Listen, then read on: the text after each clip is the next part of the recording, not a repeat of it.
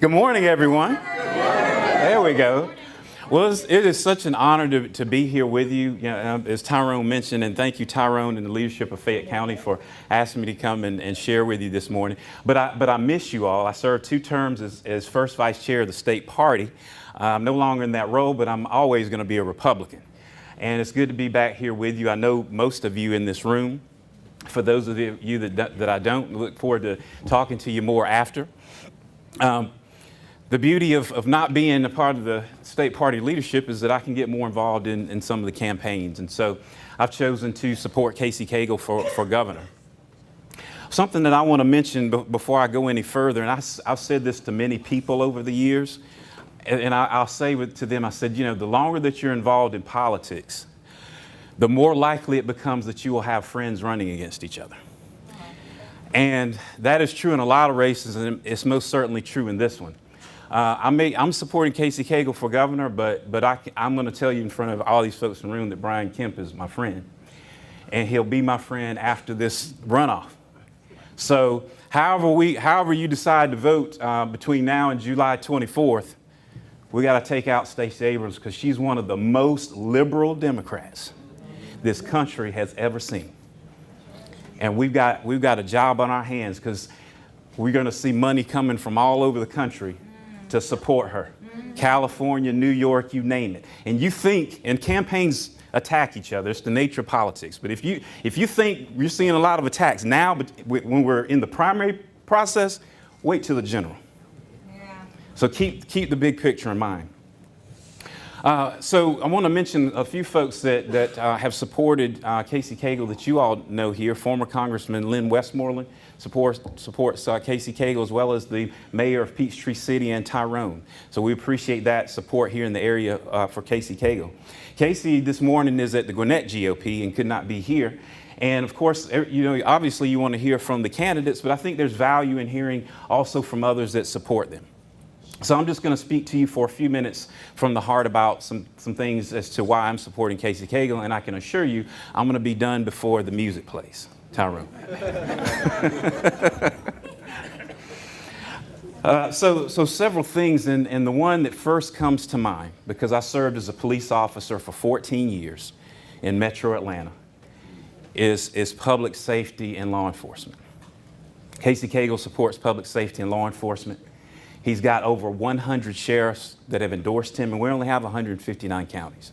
That, to me, is very impressive.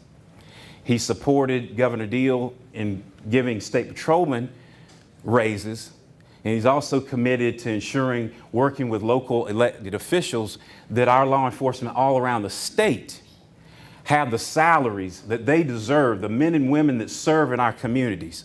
We have law enforcement officers that some of them are on welfare. That is a crying shame. That should not be the case.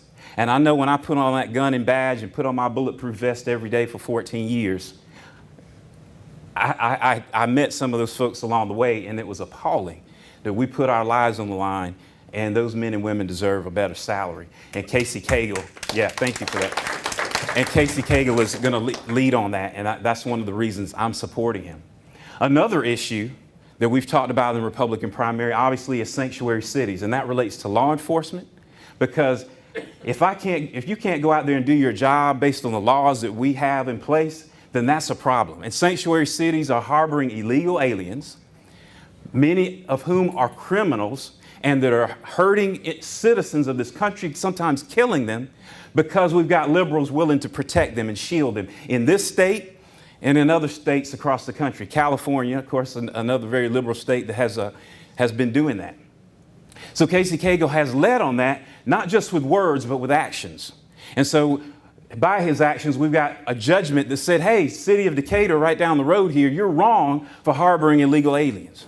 Now, they're going to continue to fight, but we're going to continue to fight as conservatives. And Casey Cagle's been leading the way on that. And that's another reason Michael McNeely is supporting Casey Cagle for governor. Another issue important to me is faith. If you don't have your faith in Jesus Christ, then what do you have? We can all agree to that. And with the exception of one in the primary, all the Republican candidates signed a pledge in support of religious liberty legislation. When I was first vice chair, I supported religious liberty and was one of the only party officials to get out front and do that. We have to protect our religious freedoms. And we have to have a governor that's willing to sign the bills that the legislator passes. Because you can get a bill passed in support of religious liberty, but it's not official until that governor signs it. And I'm confident that Casey Cagle, if he's elected governor, will sign that legislation. And that means a great deal to me. And any candidate that we have out here that's running, they've got families supporting them. And is a reflection of who the leadership in the home. And Casey is a man of faith. You can see it when you talk to his wife. You can see it when you talk to his sons. One of his sons is in full-time ministry because of the influence of his father and his mother in his lives and making sure that Jesus Christ was a part of everything that they did every day. That's very important to me. Another issue being education. I'm on the West Georgia Technical College Board. And so I see on a regular basis and hear about the successes of the technical college system and the college and career academies which Casey Cagle started. There are over 40 in the state right now. Making sure that individuals that are coming up, that want a job, that want to work, that want to be successful, have other avenues. Because listen, everybody's not going to go to a traditional 4-year college. But that doesn't mean they're not going to be successful. The college and career academies marry the industries that are in our state and the skill sets needed and gives that to a lot of these young people. We've got a 98% graduation rate going right now. So that means 98% of those individuals that are going through this college and career program are going out from there with the education they need to go out into the workforce, to the businesses that are in our state and are still coming to our state, and being able to take care of themselves, their families. It also ensures that we're not having to pay all this money into the welfare system because they're taking care of themselves. We're reducing crime because people aren't looking for alternatives because they have that alternative in that education through those programs. That's very important. And we're seeing great success in those college and career academies and in education. And, like I said earlier, the campaigns, they're going to attack each other. That's the nature of the campaigns. But for me and a lot of people around the state, I'm looking beyond the newspaper headlines. I'm looking at the bills that have come forth over the years. I'm talking to the elected officials, to include Casey Cagle. I know beyond the headlines what he's been doing on behalf of the people in the area of education. And so when we go to vote, we've got to look beyond what everything you're being told and just find out for yourself and see the successes that have come along the way over years. Another area for me is our veterans. I served in the U.S. military. I was a military police officer as well as a civilian police officer. Casey Cagle has pledged to ensure that the benefits for veterans aren't taxed if he's elected governor. And all the ways that we honor veterans, I got to say that would be quite a good thing for the men and women who served in the military. And we need to make sure that happens. Casey Cagle will get that done. Oh, okay, Tyrone, that's not your music, so okay, I'm good. So those are some of the things that I'm passionate about based on my experience in growing up in this state and that I'm sharing with you today. You all have to make your individual choices. For those of you that have not already voted, I hope that some of the things that I'm sharing with you today will make a difference with you to at least go further and investigate even more. I'm one of the most principled people you ever meet, and we all are principled in this room. But when we are talking about electing the next governor or any elected official, quite frankly, they've got to be able to talk about our principles, but then be able to implement them. And from my research and my time in serving as a first vice chair and working with Casey Cagle, as well as just a citizen of the state and voter, I've seen him talk the talk, but then also get results. And this I want to share with you a little pet peeve of mine. This is, we hear the term career politician, and it's talked about not just in this race, but all over the country.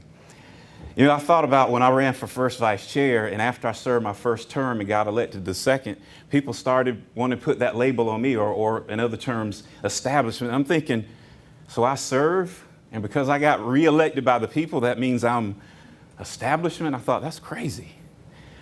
You know, when we talk about that term, understand that in this runoff, we've got two good men that are running, and they've both been either in elected office or running for office for over a decade. So when you make your decision, let's look beyond that term and talk about who can get things done for the people. And a classic example of how we've not done that on the national level was in regards to Obamacare. Republicans complained for years about Obamacare. And then when they had the opportunity to do something about it, they couldn't get it done. And it frustrated me, and I'm sure it's frustrated many of you, because they got on the campaign trail and got reelected because they were against Obamacare. But then when they had an opportunity to do something about it, they fell flat. And who suffered? Not them, but us as citizens of this country and those that elect these individuals. So when I look at this thing, I want a principled leader. I also want somebody that can get it done. Because whatever you think about the Democrats, they got a lot of stuff done under Obama. And they didn't always agree with each other, but they got it done. We have to come together and make sure that in November, Stacey Abrams does not become the governor. Amen.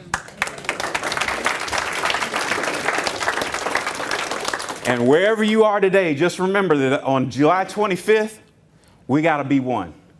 Because it never makes sense to me when in previous races I've seen people be so mad that they couldn't come back together when it was time to get the job done in November.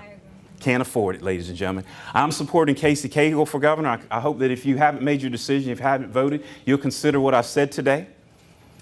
But either way, we are Republicans, and we're going to keep this state red. God bless you, and thank you for allowing me to share with you today.